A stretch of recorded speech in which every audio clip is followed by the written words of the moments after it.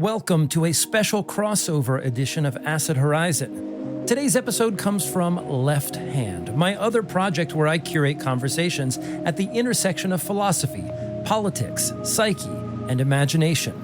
If you're into what we do here on Acid Horizon, you'll probably want to check out LEPHT. Supporters there get early access to all releases, plus inside access to other projects. Right now, I'm developing a new project called Vintagia, a system for intuitive movement and creative thought rooted in psychogeography and divinatory practice. This project will actually culminate in an artist residency in State College, Pennsylvania later this year, something that our supporters can take part in. So, if any of that resonates with you, hit the subscribe link and come join us at LEPHT. Now, in today's episode, we turn to François Laruelle's Vision in One and the concept of unlearned knowing, a mysticism without transcendence, without doctrine, and without mirrors. Joining me is returning guest, translator, and theorist Jeremy R. Smith as we ask, what does it mean to think mysticism from the ground of radical immanence? This is LEPHT, and I am your host, Sarepty, aka Craig, of the Acid Horizon podcast. Today's episode begins with a provocation. What if one of the most compelling theories of mysticism in our time comes not from a theologian, but from a philosopher, and one who hails from the tradition of French communism? In Vision in One, or Unlearned Knowing, François Laruelle offers a radically subversive rethinking of mysticism, one that abandons transcendence, escapes dialectics, and turns away from the grand architectures of metaphysical thought. In its place, we find unlearned knowing, a form of knowledge that is foreclosed to relation, stripped of conceptual content, and lived immanently, without reflection or representation. And to help us explore this idea, we are joined by none other than Jeremy R. Smith, who completed his PhD at the Center for the Study of Theory and Criticism at Western University. He's a translator of Anne-Françoise Schmid and François Laruelle, including Laruelle's Theory of Strangers, Science of People, Democracy, and Non-Psychoanalysis, forthcoming with Edinburgh University Press. Together, we'll examine how Laruelle's mysticism breaks with the Neoplatonic tradition, challenges the Gnostic thirst for the ineffable, and calls instead for a mysticism of the real, immanent, impoverished, and resistant to both theology and theory. What does it mean to know without knowing? To see without vision? To live as a subject without mirrors? And what are the risks and powers of a mysticism that cannot be taught, shared, or even spoken? Jeremy, welcome back to the show. Thank you for having me, Craig. It's a pleasure to be back. Well, to be on LEPHT for the first time. That's right. Yeah, I said welcome back. Well, it's a once each time kind of thing. We're coming back again and again and again. Right. Before I say, how have you been? Why don't you just reintroduce yourself to the LEPHT audience? Because I think the topic that we're approaching today, Laruelle, for many reasons, I think deserves a slow burn kind of introduction, especially given the tradition that he's coming out of, the problematic that he's putting forward, and the sort of ruins in the world of Western philosophy that he himself is trying to navigate around. Tell us about you. You've spent years translating Laruelle and engaging with his work on non-philosophy. What initially drew you to his project? And how does Laruelle's approach differ not only from classical philosophy, but from the post-structuralist thinkers that he might be grouped with, like Derrida, Deleuze, or Foucault? That's a great starting point for us. To begin with, I guess what we could do is overview like a definition of what non-philosophy is. A lot of what we do in the past podcasts that we've had has been a matter of like delineating where non-philosophy is, what it is, how does it work, who does it, and what does it do for, everyday people or the practical side of elements of its work. So I've defined positively, in a positive manner, that non-philosophy is the use of philosophy for people, humans, for human practices that are irreducible to existing philosophical overdeterminations. So one way of thinking about that is, what are we to do with philosophy outside of its traditions, outside of its deconstructions, outside of its commentaries, outside of its repetitions?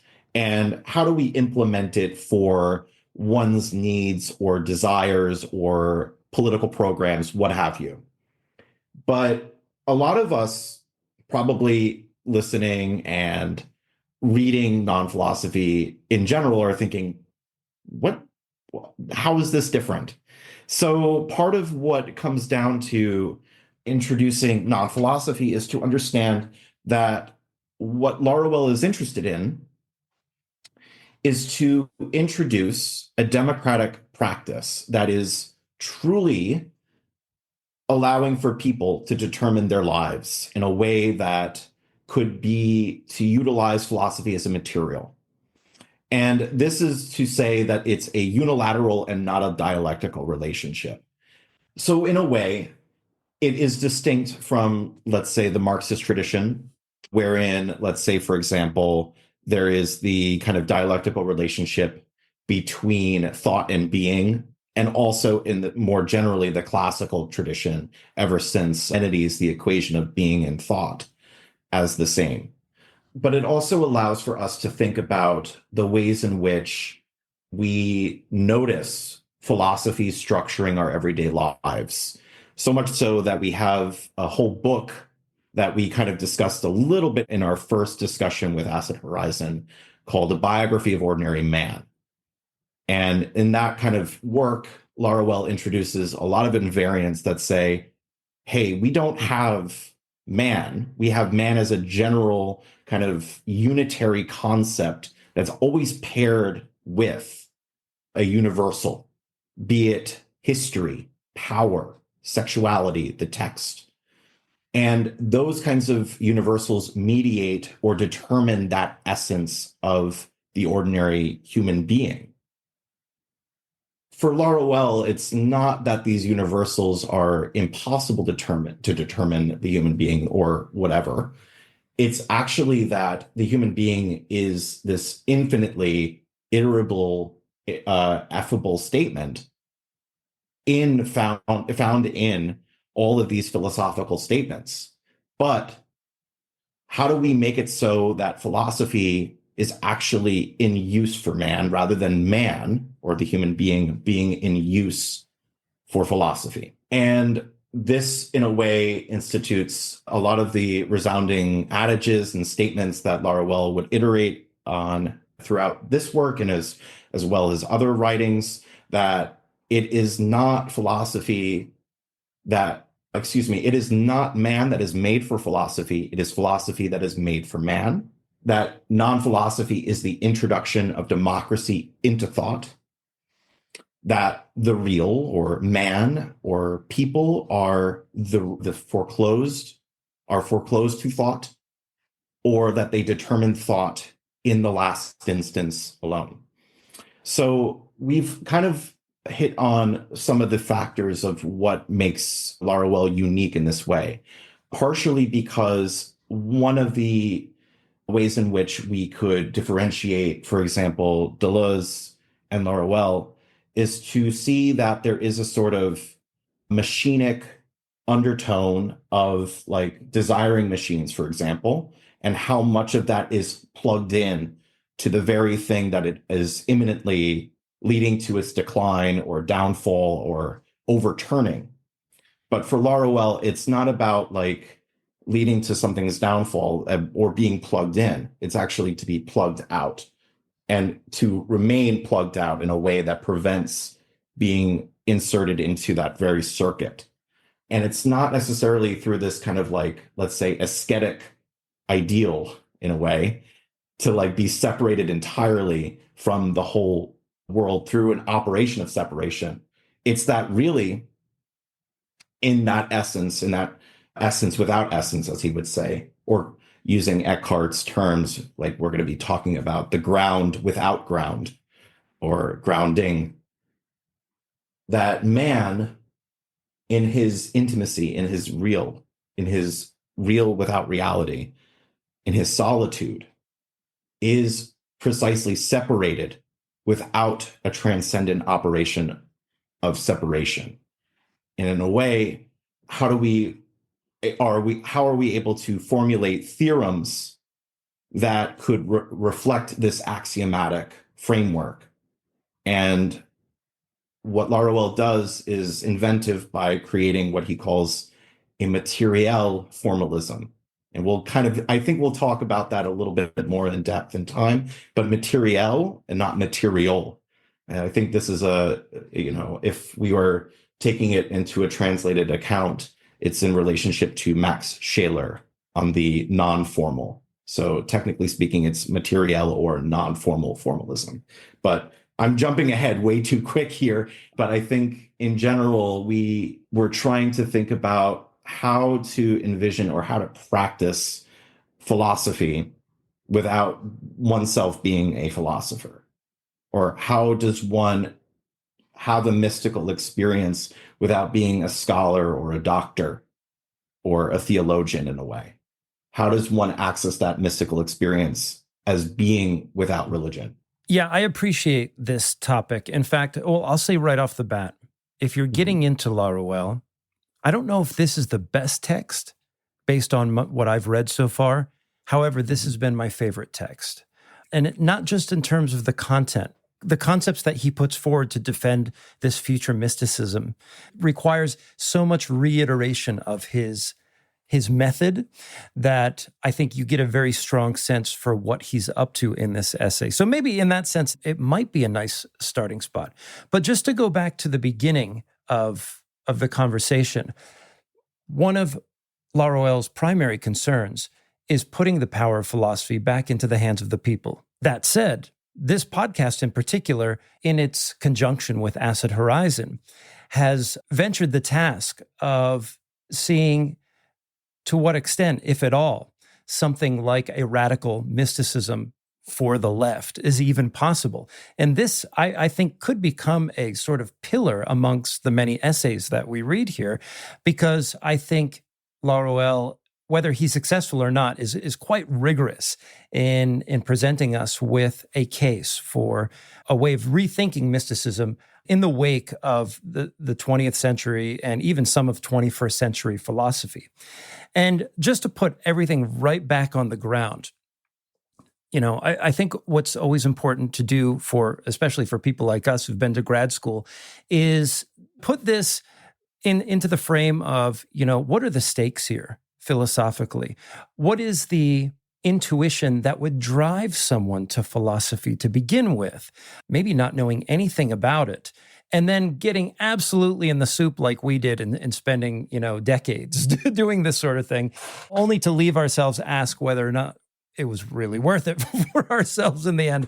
But at the same time, asking whether or not the questions, the problems, the frameworks have nourished, in some sense, something like what the ancient Greeks would call psyche or soul. Like if it really has cultivated in us a kind of excellence of the soul, for example. So let me take you back to a time when somebody like myself might have been 13, 14, 15 years old, or anybody who's just getting into philosophy or mysticism or something like that for the first time.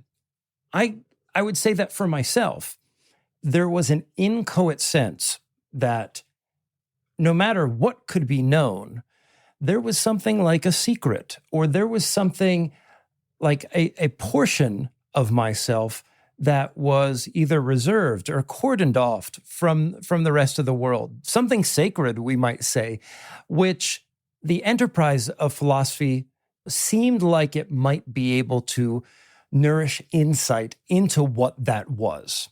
And that's one of the reasons that I got into philosophy. And I would say that once I applied myself to being a student of philosophy and making a very modest attempt at being a philosopher myself, often we're taken off that path. And suddenly now we're in the realm of politics, for example, or talking about, dialectics or bodies without organs, or the ways in which we become reinscribed into the social. And, we become sort of re-educated by the whole history of concepts that remains out there. But for me, there is always this sort of lingering question of what is this kind of secret space? What is this inchoate knowing that seems, in some sense, completely opaque to all of that? And one of the first concepts that we get in Laruelle here is this concept of unlearned knowing. And even just the way that he labels that concept creates an immediate resonance with that impulse that I'm talking about. Maybe we could start there. Maybe this is a chance for a little bit of personal disclosure. I mean, is Laruelle's essay here as a facet of his project brushing up against any sort of impulse that led you to philosophy? Is there something that you see here that has that intriguing power that might bring somebody into the philosophical fold? So I think, I mean, this is a great segue into, I guess, a little bit more of myself, but also just kind of like balancing the interest of the actual project that I'm looking to kind of bridge into here today. So one of the things is I was not a good philosophy student in like undergrad, but I think when I had my programs in my master's and my doctorate, I was much more inclined to be reading continental philosophy literature and writings and any sort of interpretations that we were dealing with. Deleuze, Derrida, and Badiou even were becoming more or less household names, or like anything that we were being familiar with. But Laruelle gauged my interest very early on when I was a student of Mackenzie Wark, and then later on with Alexander Galloway, who was on Acid Horizon, I believe. And both of them, along with Eugene Thacker, and I believe Simon Critchley had this talk actually where they were, and Nicola Maciandora, they were all in Brooklyn during this event that I believe was called Dark Nights of the Universe or something along those lines.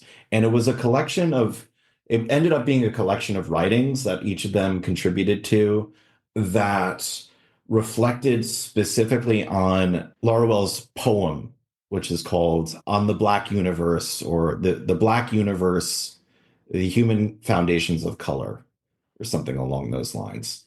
And a lot of people, including myself, like very early on, tend to go to this poem and just see like, oh, this is the example of what Laruelle is all about. This is very interesting. It's very interested in like the darkness, the opaque, the unreflected, this aspect of intimacy of humanity with the universe. And it's just, it's a ripoff of a Heidegger poem that you probably would read in like poetry language thought, but it's a very fantastic reflection on that one quote from Hegel in this one piece. And to deal with like the fact that man is this not necessarily unrepresentable entity. And that's what he would argue is the unrepresentable, the real itself as an undivided instance. But it's in this poem that I think a lot of the people that read this, they say, okay, now I can read Laruelle or like be interested in his work. I think at a time I looked at that poem, I was at these lectures and I was thinking, oh, this is interesting. Then I picked up philosophy and non-philosophy, and I was like, this is translated by Taylor Atkins from Machinic Unconscious Happy Hour. And like, I love this book. I hated it. I wanted to love it at first, but I was very confused by it. But part of what was of interest to me in this is, I guess, a way of knowing oneself. Know thyself, as the Greek dictum goes, but in a way that like was using philosophy not to like penetrate into my soul, but to like be able to experience myself in a way that was looking at my true self in a way, I guess. I think in part, like what drew me to Laruelle was a lot of these reflections by secondary scholars and trying to see how how to do non-philosophy or what to kind of construct from it in a political or religious or even ethical manner. So, like I mentioned, Alexander Galloway was a big influence on that part in the very beginning. Katerina Kolozova, John Malarka were all very much in that kind of front. But the people that I find to be very impactful on this kind of religious and mystical approach has been in the Anglophone world, Anthony Paul Smith, who is a fellow translator. I have no relationship to him, even though we're both Smiths. Both of us are generic Smiths, as it were, who's translated a number of works. And I can't thank him enough for kind of introducing me to his work, Laruelle's work, and many others because of the work he's done. And Alex Dubélé, who also has translated with Jesse Hawk, A Biography of Ordinary Men and General Theory of Victims. And Alex Dubélé actually has written extensively on this kind of content with mysticism and theology in Laruelle's work. And most of this has been very eye-opening in terms of like understanding what Laruelle does with these kinds of traditions, not just for mysticism itself, but also gnosis, Gnosticism, and specifically Christology.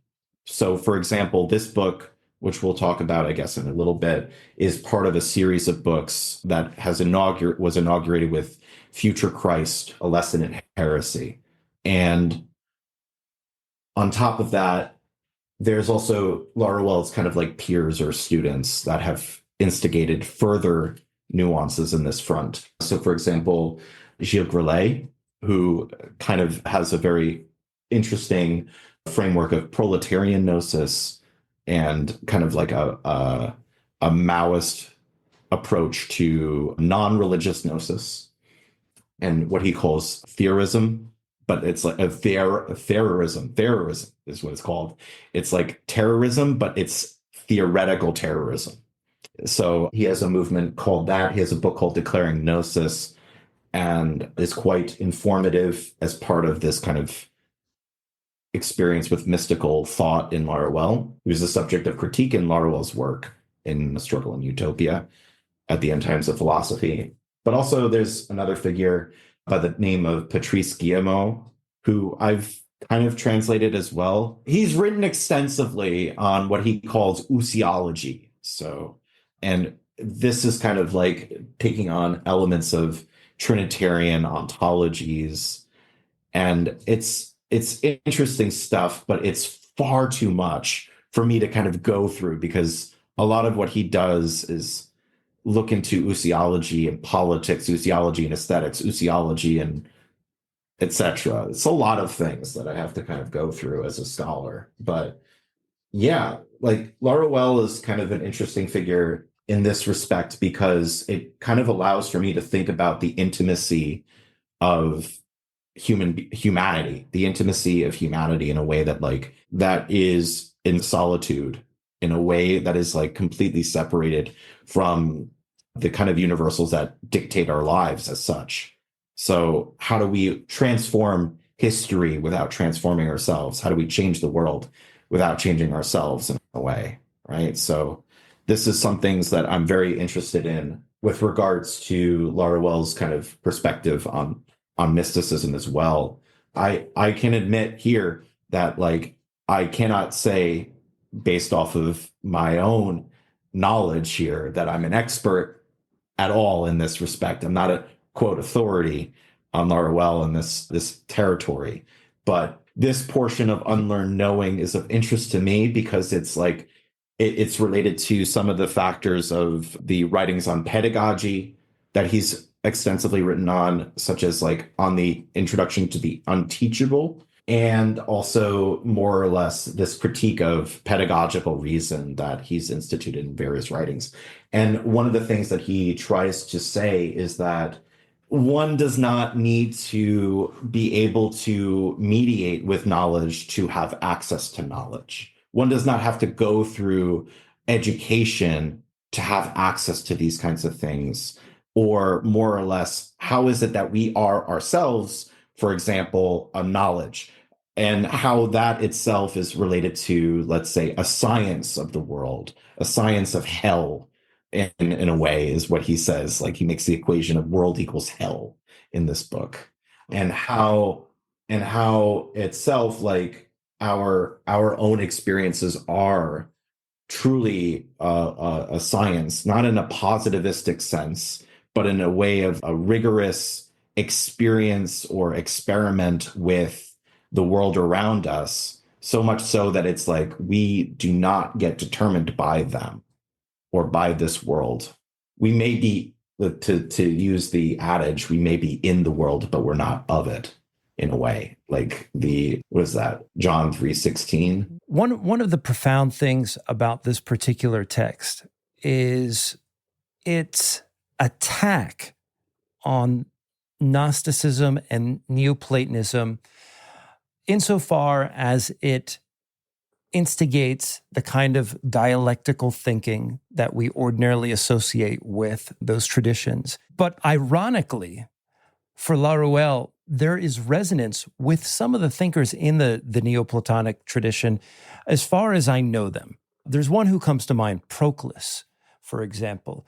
The distinction that's made between vision of God and vision in God seems to map onto a distinction that we get in Proclus with respect to psyche and psychology, that there's a knowing of things, of the world, and then there's a knowing in things, a kind of inward knowing. And this is something that James Hillman picks up to describe and vindicate the tradition of psychology as he sees it. And anybody who's been listening to this podcast and is making connections along the way, one of the areas of overlap between Laruelle and Hillman, I would say, is that they pick up this distinction between knowing of and knowing in, and it becomes a very important part of their project. However, the one thing that Hillman, as a psychologist, observes as a risk is metaphysics. That metaphysics is always chasing behind this knowing in, the kind of inward knowing, and in some cases would even preempt the possibility of a kind of knowing in the soul. Whereas Laruelle, he's pointing out something very similar, but in order to do it, he's not giving up philosophy. And I would say there is a metaphysics here. It's out there, and we're forced to contend with it. But I think he acknowledges perhaps the limitations, or at least he's trying to construct the metaphysics in a way that remains perforated to that aspect of our soul, of humanhood, as he says, of ourselves as a subject, that continues to honor that original philosophical impulse to understand oneself as a subject, but not one as defined by worldly knowledge. And so I was hoping that we could kind of circle back to this concept of unlearned knowing. And how does he develop his argument from this concept of unlearned knowing, given that it's part of the title of this essay? Yeah, for sure. I think this is actually a very good distinction, knowing of the world and knowing in the world. Knowing of the world and knowing in the one, for example. And I think this is the hard thing about translating, is that we tend to lose the very nuances of certain things with regards to the on. So the in the vision in one is actually en, on. It's different from dans, which means within or inside or into. So when we have that on, it's kind of like a causal way of thinking. It ensues from that way of knowing, rather than it goes and ascends or descends into, right? So it's not a self-interior. It's not this inside that we need to penetrate or get into. We are in the one. It's not alongside us. We are in the one. We are of the one, and we are the one. We are the one is what he would say. He does say, actually. He does say in non-philosophy and philosophy and non-philosophy. So the in in this respect is not some inner world or interior or anything of the sort. It's actually, let's say, like an analogy, is a kind of like force field. It's a way of like thinking about a force field that is, or like the stone of the soul, the stone soul, in a way that like we are preventing any sort of penetration from the outside world. And this unlearned knowing is more or less similar to, let's say, the obditem mentis, the hidden a priori that of all this kind of knowing that is like in the soul, that is irreducible, but it also sets up that kind of union of God and man in a way that like represents the kind of like the fact that humans are divine, or kind of access or have a part of the divine. Rather, it's not in that way. It's more or less, or rather it is in connection to how the soul is a part of the human, or humanhood, as opposed to the Godhead or deity. So he contrasts humanity, as it's commonly translated, humanity, with the deity. I went in this text with humanhood because Godhead is one way of translating godhood, or it's like the old Germanic word of deity or godliness in a way. So humanhood is like meant to be the distinction between that kind of unity of all humans in the world, and actually the part of which all humans participate of, in a way. We all participate of this intimate union of man. And this is where the man in man, or human in human, and also the one in one kind of framework is instituted. And unlearned knowing is precisely this non-relation. It's this way in which we know and access this part of humanity without having to exit from outside of itself to know the world around it.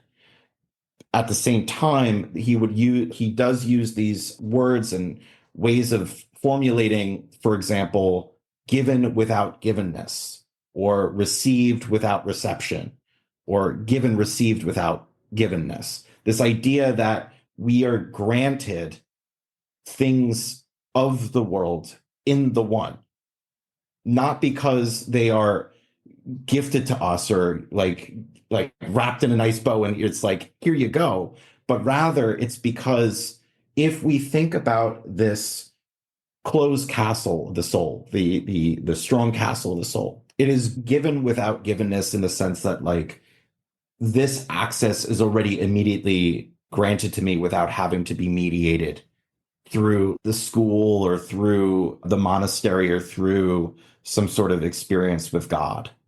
My experience with humanity is very much so ingrained in my own experience. It's lived. So he differentiates between unlearned knowing and learned ignorance. So we philosophers, this is a critique of Hegel, like he's making a question about that. No, it's we, the ones without philosophy, unlearned humans, we, the untaught students, for whom philosophy is a symptom. The sufficiency and heroism of thought, whether it is announced as weak or strong, is what we no longer want in philosophy, especially the free vacuity of thought as a cause for unteaching, the real transcendental indifference for any particular, partial, and vindictive doctrine. This is to strip the in man of the sufficiency of philosophical and theological science by stripping man who is in man, right? So we no longer trust doctrines and systems, but another type of knowing as radically universal. So rooted in this radical aspect of humanity, as it is radically insufficient. This is unlearned knowing, which probably belongs to gnosis, and in a way that like is related to historical and traditional aspects of gnosis. By the way, I love the use of the word probably there. Yeah, probably belonging to gnosis. This is what he says. Man is an untaught knowing. The materiel like we were talking about this before, materiel a priori, for any spiritual type of knowing more elevated than taught religious knowing. If the mystics and Platonists reclaim a hyper wisdom grounded on one ignorance, we report our knowledge full of ignorance, an unteachable lived experience, but all the more capable of being occasionally taught from our relations with God and hell. So this is where the difference lies. Our conditions of knowing are not determined through education, through teaching, through any sort of mediated pedagogical relationship, but these are treated as occasions for our knowing. So there's an occasionalism that's presented in this work, very much like impacted by Malebranche, and who else does this occasionalist thinking? But let's just say Malebranche. Let's just cut it there. But like learned ignorance, he continues, testifies to the false modesty of philosophy and its taste for a founding nothingness. It grounds a derived knowledge full of teaching upon the absence of any real or immanent knowing. Can I stop you there for one moment? Yeah. Let's unpack that a little bit, because there's quite a bit there. But let's put this to a test. So what we're saying is there's a form of knowing in and a form of knowing of. And let's take the example of the kind of psychological or physical wounding that we experience as a child, right? There's a way in which we come to know the world through those wounds. But Laruelle's saying that there's also a kind of knowledge that is non-relational, yet maintains a relationship to it. How is the knowing in oneself ensconced within the knowing of the world for him? Okay, so this is the given without givenness question, right? So we are given the conditions or the occasions of the world around us, rather. So like we may have philosophy given to us. We may have religion given to us. We may have theology or any sort of like traditional material given in front of us. But this is always auto-posited, always kind of like auto given to us. It's with this additive givenness that seeks to kind of like perpetuate a cycle for this sufficiency. So the idea of philosophical sufficiency is like a critique writ large in Laruelle's work with regards to how philosophical sufficiency says that everything is philosophical or everything is political, everything is religious, right?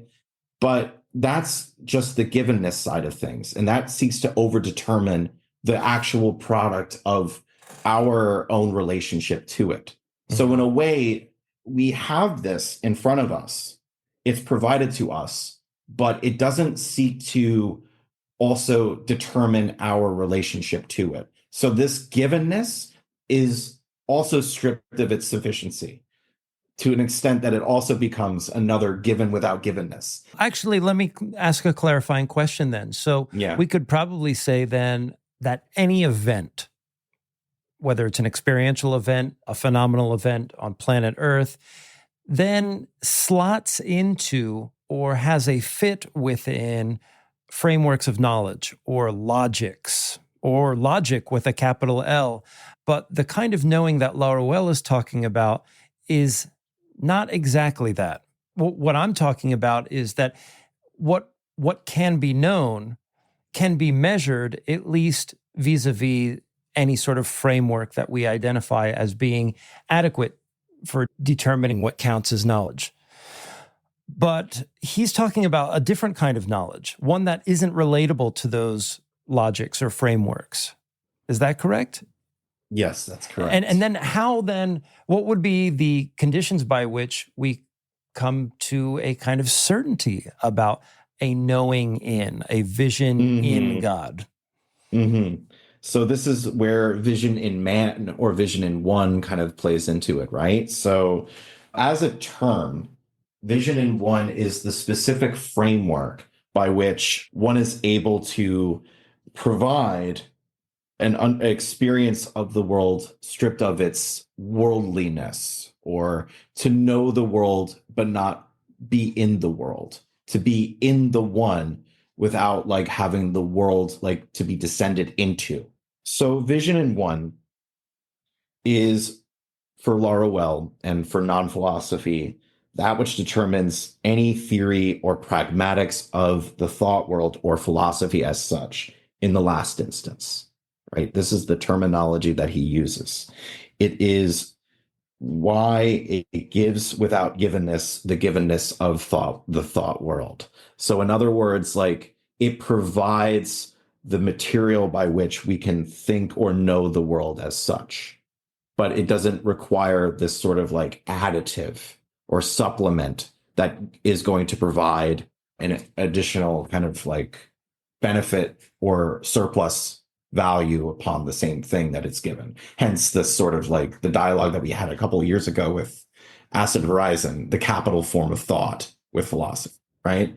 So vision in one is defined by 5 axioms.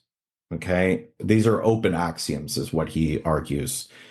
The one is radical immanence. It's identity without transcendence, and it is not associated with a transcendence or a division. So identity here is precisely an undivided I equals I, but not a logical identity. It's not requiring a mediation from outside of itself. It's an identity without division. Let's just say that, because difference ends up dividing identity regardless of whether or not it distinguishes itself from it, right? The one is in one or vision in one and is not in being or indifference, right? So it's very much distinct from the difference of Deleuze or the being of Heidegger. Like it's not being in the world or in the world.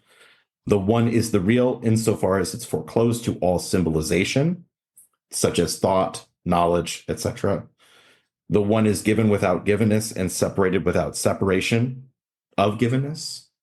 So it's a very interesting way of thinking about it. It's completely separated.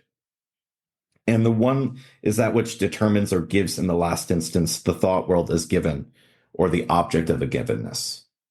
So the vision in one is this framework that has been found from the early 1990s to up until his passing last year as a kind of framework with regards to thinking about this radically unknown aspect of the one, which is not beyond us. It's not the good beyond being. It's not epikenetes ousias.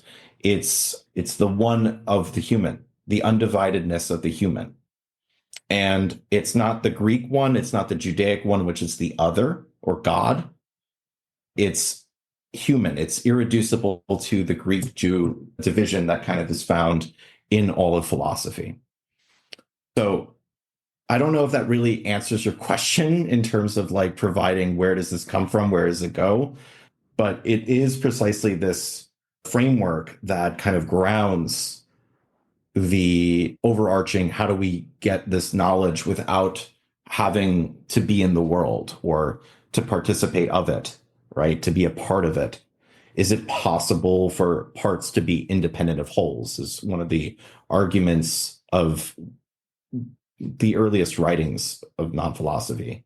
And he argues, yes, it's possible. And we have to develop a way of thinking that separates humans from the things that subjugate them.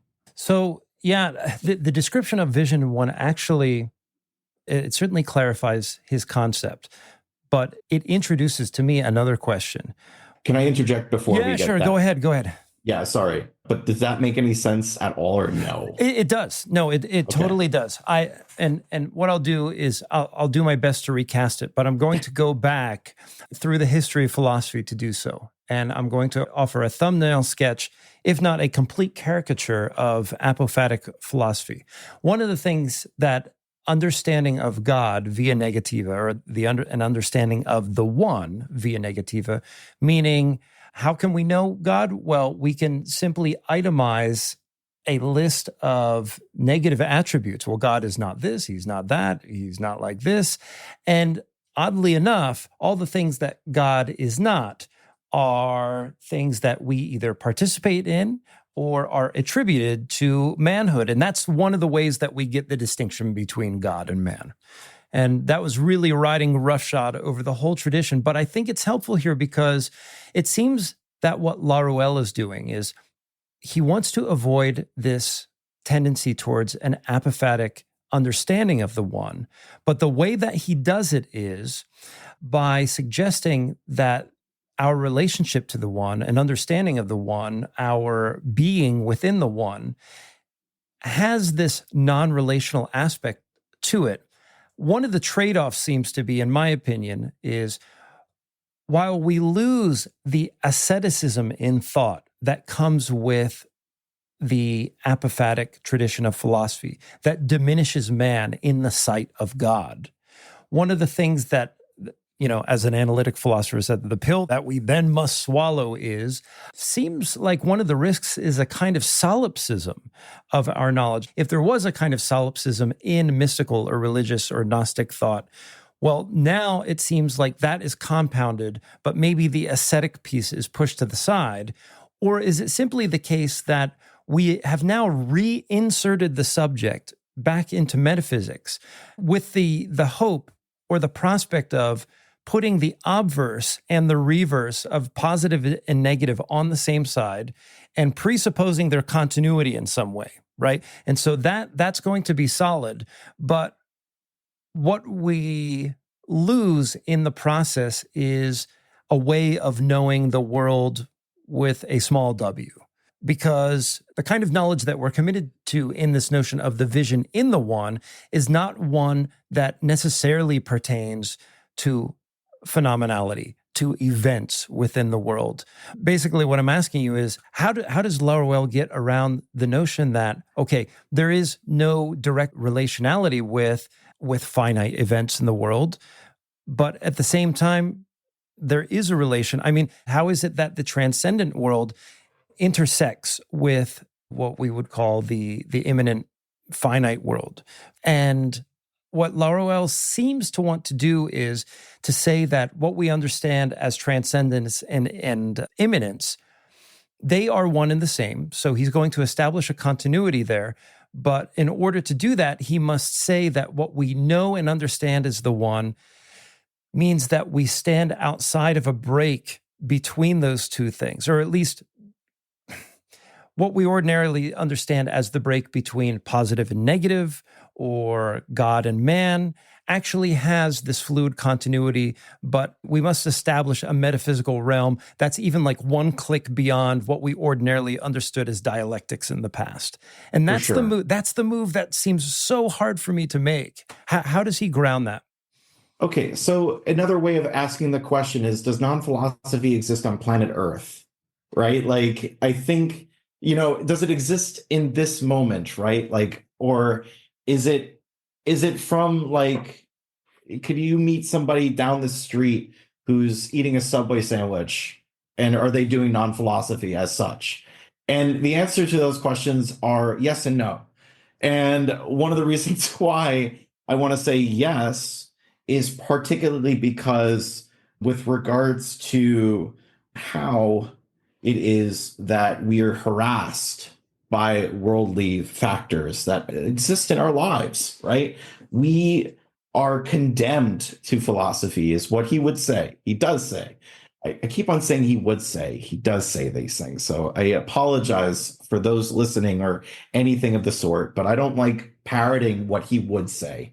But he does say that we're condemned to philosophy. We're condemned to politics. We're condemned to hell, basically. And what we really are trying to think about is precisely the ways in which one's experience in the world could be impacted by it, but it's not so much to kind of allow for that to all encompass who we are or what we do.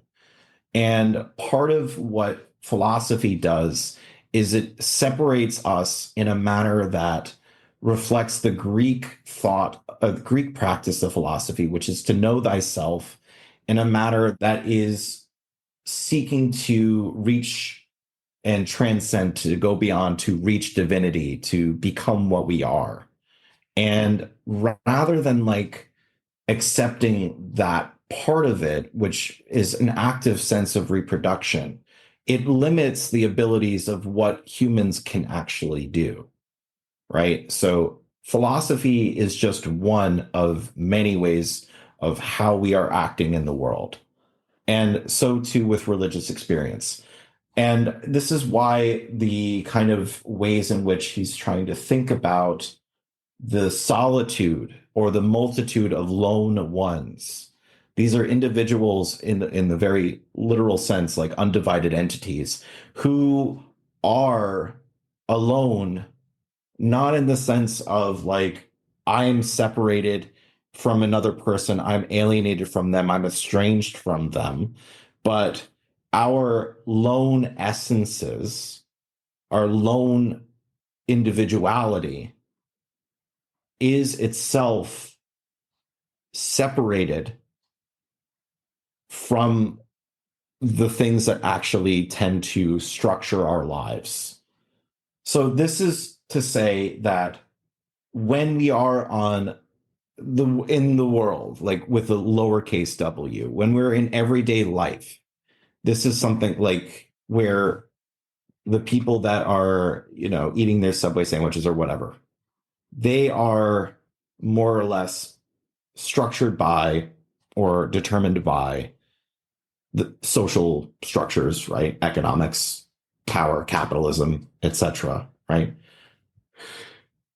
But our experiences, our intimacy of humanity is completely solitary in comparison to like how we are interacting with one another. Because let's say, for example, the situationists are right. We have to create détournement or to derive in ways that make us walk differently or challenge the environment of which we are in, right? So these are also just one way of living our lives, one way of going and losing ourselves, one way of knowing ourselves.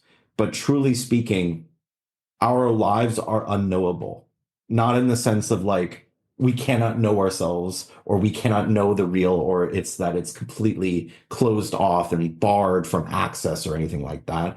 But this is the positive side of it. It's unknowable because it is impossible to be represented, impossible to be mediated, impossible to be politicized, impossible for it to be going outside of that. Let's say, for example, in the mystical light, the sort of like solitary experience of immersion, of like experiencing ecstasy, or the experience of trying to find that light of God or anything of the sort. It's a very isolated and solitary experience that certain individuals have written on. Meister Eckhart, Teresa of Avila, Marguerite Porete, in all different ways, right? But in those experiences, they tend to also have a union with the world outside, world with a capital W. And that is where the sort of fine line is found, where that humanity is lost only to become more beyond, to become divine, to become something that we are not. And I think we can make a critique of Nietzsche here in a way that like, it's not to become what you are. You are already who you are without individuation. And I think I covered this the last time on Acid Horizon.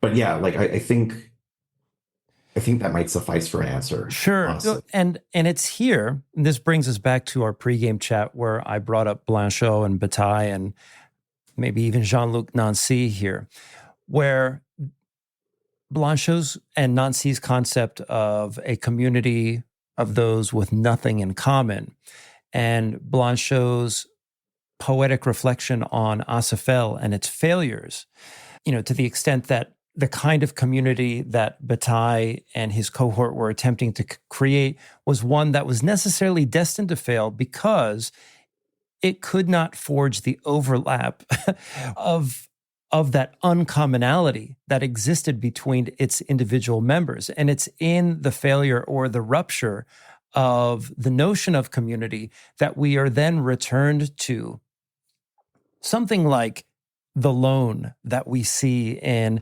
Laruelle's work. What could be somewhat ironic is those movements tend to be associated with forms of anarchism. Laruelle, on the other hand, is a Maoist of sorts. And so now we have this notion of a kind of being in common that reveals its insufficiency or its inadequacy or its inability to be totalized in ways that a notion of community could be claimed, community with a capital C. It's almost as if to live means to be condemned to a form of community with a small c or a reversed c or a crumbling C, if you will. And forgive me if this fast forwards the conversation. You know, we've been talking for almost an hour now, but one of the things that I would like to touch on here is how does this notion of the vision in one, his notion of humanhood, and this understanding of the lone with a capital L, the way in which we are returned to this kind of solitary experience of ourselves, how does that then intersect with his vision of first philosophy as a democratic discipline, or a democratic activity, or non-philosophy as a democratic activity, and what does it mean for the way that he envisions the structuring of community and or the collapse of those structures that impinge upon the possibility of freedoms envisioned by communism? Okay. So forgive me with this kind of answer, but you're not going to get a political program from me. Okay, fair enough. But where's Laruelle at? Okay. So, I mean, this is completely aside from, like, let's say, for example, the text that we've dealt with. I know for a fact in this book, which, again, this is kind of part of a triptych that's only a diptych. I don't know where the third book is, but the first book was Future Christ. This is the second book. The third book was supposed to be about eroticism, eros, and love, and maybe even community. I don't know. But the book on non-Marxism, okay? Non-Marxism introduces this idea of non-communism, okay? Stay with me here. It's just a lot of nons, but it's mainly because of this framing that democracy is more or less at the forefront of what Laruelle is interested in. And I'm not talking about casting your vote and going to the ballot boxes or anything like that. And no workers co-ops or like no, I don't know, or like I don't think he has a positive kind of vision of what this is going to look like and operatively, right? So I think the positive project of democracy into thought is, what can people do? And we don't have an idea of what people can do in their own power right now as we know it. As I mentioned before, or even my dissertation, like democracy, introducing democracy into thought is one thing. Introducing democracy in anything is another, right? So what do we mean by democracy when we talk about non-philosophy was at the forefront of my dissertation. And it's a matter of who those people are and what they do in their power or what they do in their role. Now, the positive project of this kind of democracy is an open telos, or not even an open telos. There is no telos. There's no kind of like end goal, because the thing is, the flourishing of humanity, the kingdom of humanity, the kingdom of man, if you will, is kind of opened up into this infinite set of possibilities that is indeterminate. Not in the sense of like the ways in which we can go about the world are kind of limitless, or there's no consequences to our actions or whatever.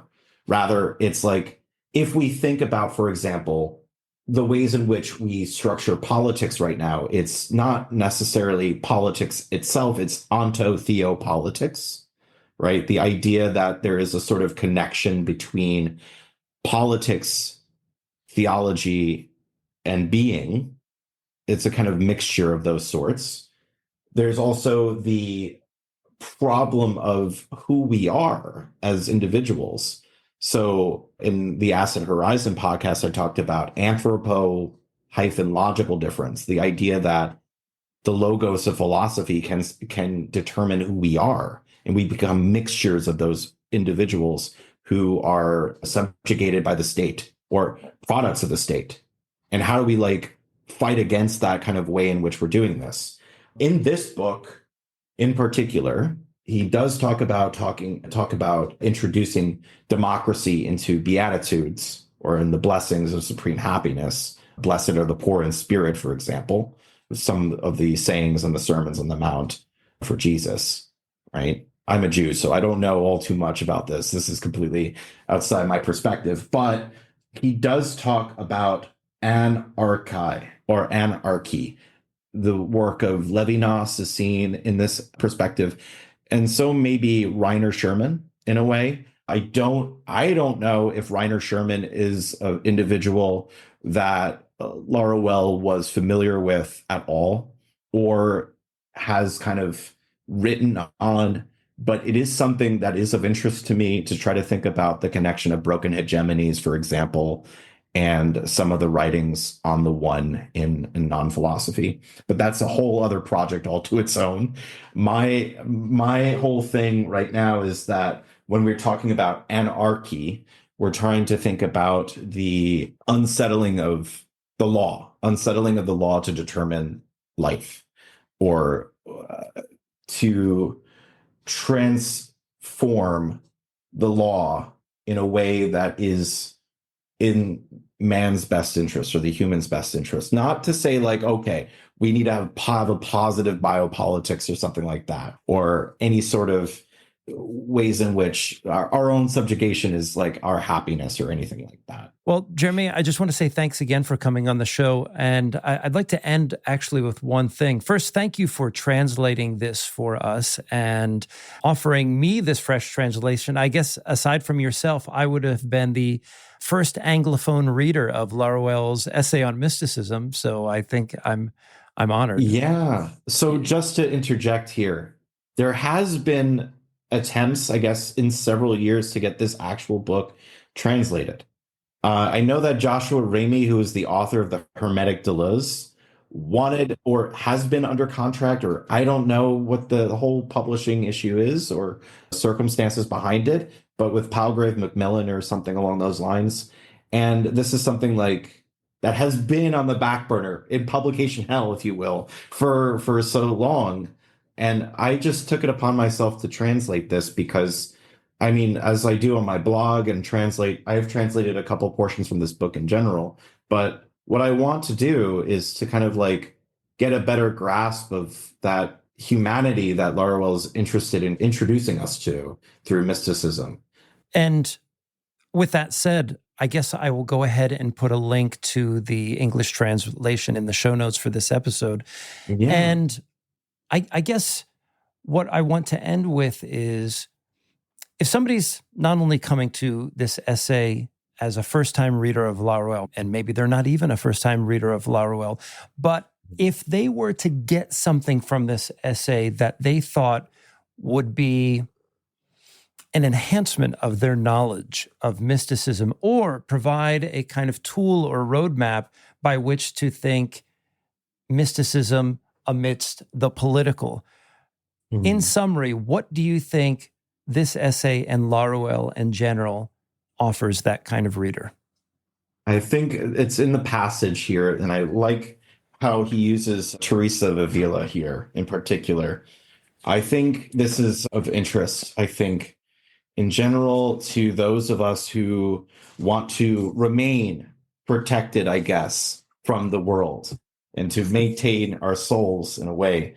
And this is the subsection called On a Fort Close Castle, but it's like foreclosure, but also like the strong castle. I tried my best to like maintain this kind of fortification, a metaphor that Teresa of Avila kind of like highlights, but also keeping in the fort closed. This idea of the soul as a black box, that in our most intimate experiences of life, our solitude, our loneliness in the world, we are impenetrable. No light can ever see this soul. It's completely dark. It's an unreflected space. What I want to leave readers with is this kind of way in which to think of our soul as protected, our way of living and loving and experiencing our lives is completely hidden, and that nothing hidden will not be disclosed. Nothing is without kind of being disclosed in the world.